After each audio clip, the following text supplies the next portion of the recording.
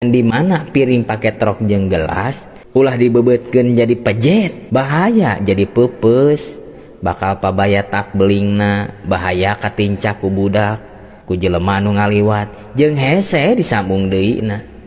Buburu entepkeun kana wadahna sina rapih deui. Tah diri urang ge pake trok teh tarajeng anu jauh, jeung dulur jeung tatangga wajar eta teh da biasana jeung anu deukeut mah. Aya wae we picacapekeun teh pirungsingeun teh aya wae keun wae da hirup nya ngaranna oge. Ngan di mana bentrok omong pacoro pamadegan ulah silih beubet da jadi pejet jadi hancur hese ngahiji deui. Buburu ente pan ku silih hampura sumanget ngahiji deui sumanget akur deui. Hade goreng jelema mah ku basa leuleuskeun hate masing-masing ngobrol anu hade silih hampura, insyaallah beres roes deui kahirupan teh.